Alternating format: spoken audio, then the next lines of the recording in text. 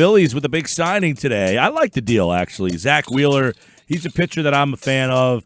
Throws hard, fastball guy, big arm. You know, he had the injury at the Tommy John surgery a couple of years ago. Where's he fit in? How's he fit in? What's next for the Phillies? We got it all for you. 5 years, 118, one of the hottest names in the free agent market. He had a lot of interest. 29 years old, 365 ERA, 119 whips, the number that I like.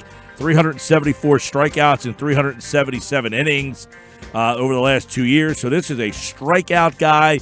I think he slides into the 2 spot behind Nola. Gives them a pretty good 1-2 punch at the top of the rotation.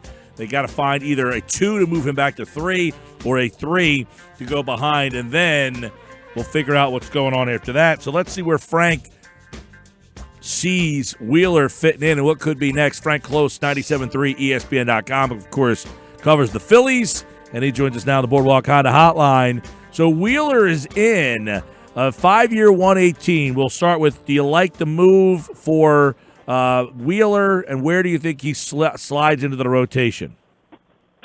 I think the Phillies had to do it. I know it's a lot of money. You might not wanted to have to go to 5 years because of his previous injury history. He did have Tommy John surgery, missed 2 full seasons. You know, if you remember with the Mets, it felt like he was always on the disabled list. But the Phillies needed a reliable arm.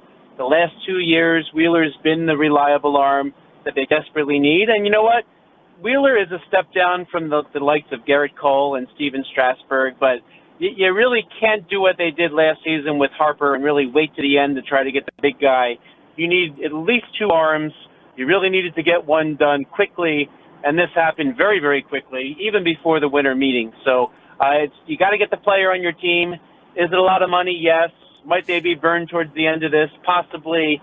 But this is something the Phillies had to do. Yeah, I agree. I like Wheeler, strikeout guy. I know the Tommy John, but a lot of guys come back stronger from that. He's gonna fare probably pretty well in the ballpark. He's dominated the Phillies. The only problem, 29 for 5 years. He's going to be 34, 35 at the end of that deal. But do you see him as their 2, or do you think that there are some reports of Strasburg? They've been in on Cole. Do you think they're looking him as the 3? I think at this point they would probably call him the 2 behind Aaron Nola. I think if the Phillies get one of those big-name arms, the Garrett Coles or the Steven Strasburgs, I think they're not counting on that the way they're constructing the roster. So I think if the Phillies happen to land one of those guys, it would be considered a great bonus. But I think for now, you're more going to add somebody else who's along the ilk of a Dallas Keuchel type or even though they didn't go for him last year, somebody like that might be a good fit. They'll be monitoring probably what's up with Madison Bumgarner.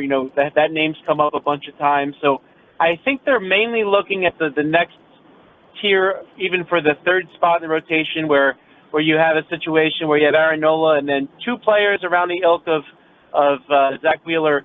But I think there's still a chance that one of the big guys falls into their lap as well, which would make them the 3rd starter. But the more likely situation is they do add another arm that they can put behind Wheeler in that rotation. Yeah, I mean, what do you make of the Heyman report that they're going to talk to Strasburg too? I mean, does this just say we're going to kick the tires and see, or do you think they would spend more money if he would be willing to come here?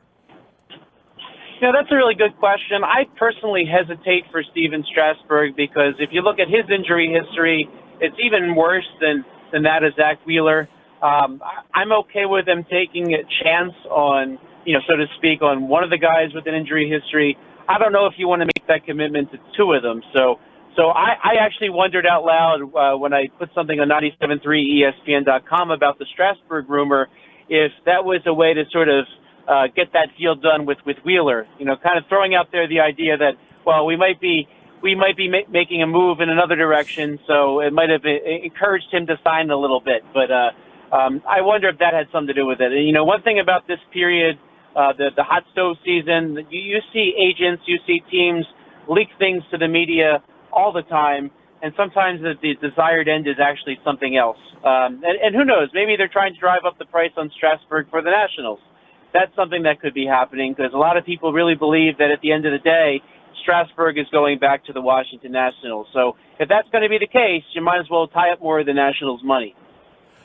Frank Klose covers the Phillies. We saw Cole Hamels go to the Braves. That's a back-end arm. Do you think the Phillies still want to add another back-end arm? I know you mentioned some other guys, but do you think they might have to get a second and third guy, or is somebody on the current rotation? Because you're looking at Nola, Wheeler, Arrieta, and then they got two spots. So is it Pivetta, Eflin, and one of those guys fighting for a spot, and then another free agent sign, or are they going to try to sign two free agents to fill those two spots?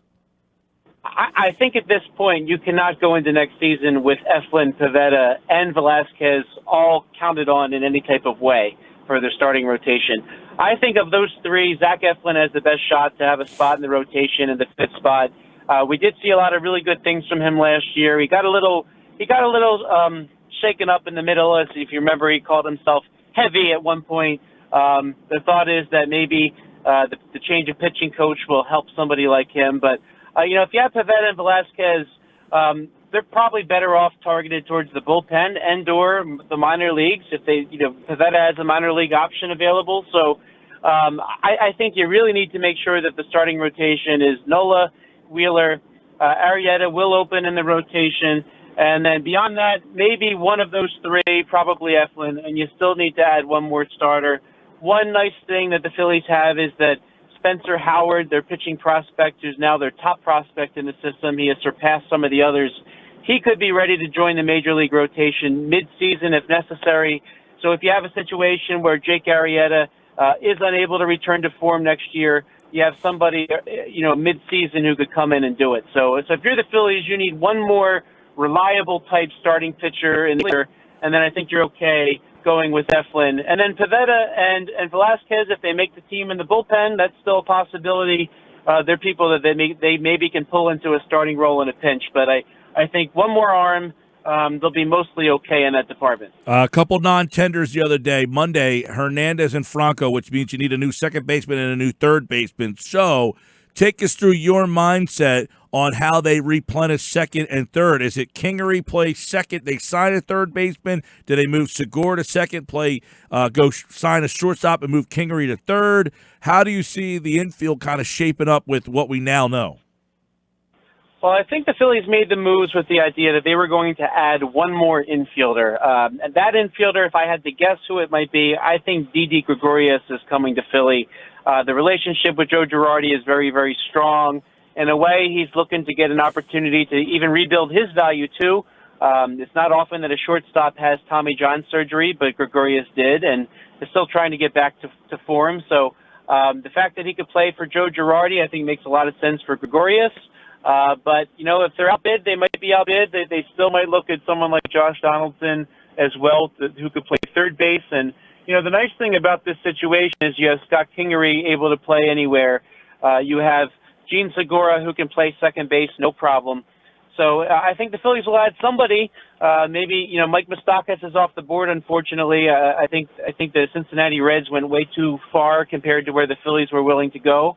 But if you add Gregorius, then you have a situation where you probably start the season with Segura at second base and Scott Kingery at third base, and you wait for Alec Boehm to rise up through the minor leagues. He could be somebody that makes an impact on the roster during the season. So having Kingery allows you to start the year with Kingery at third base, and then if you need another reinforcement there, it could be Boehm along the way, and that's one. Scott Kingery could also end up in center field too if Boehm comes up and there's a spot there. So I think that this greatly impacts the outfield as well. I think they're probably not going to add another outfielder.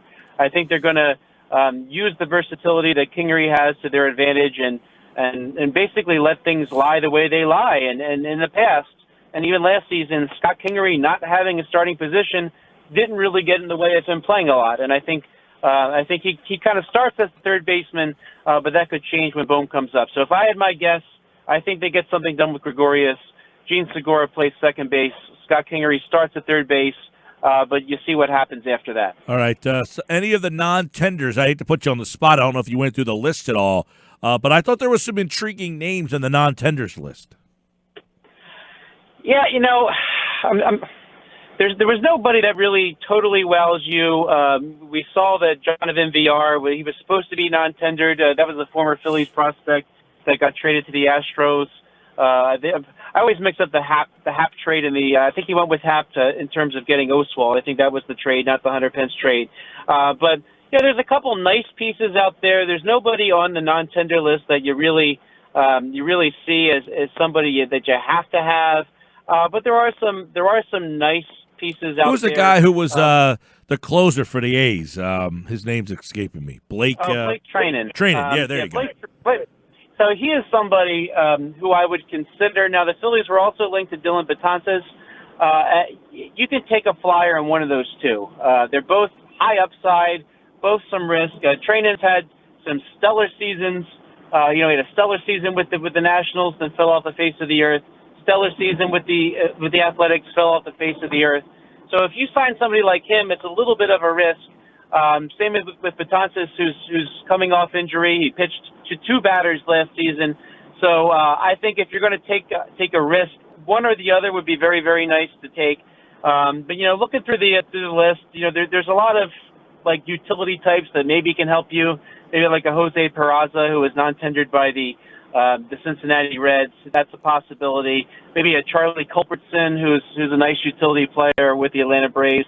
Players like that, they kind of end up available because they don't want to commit a lot of money to a role player on a roster. There's a 26-man roster starting next year. The Phillies signed Josh Harrison with that in mind.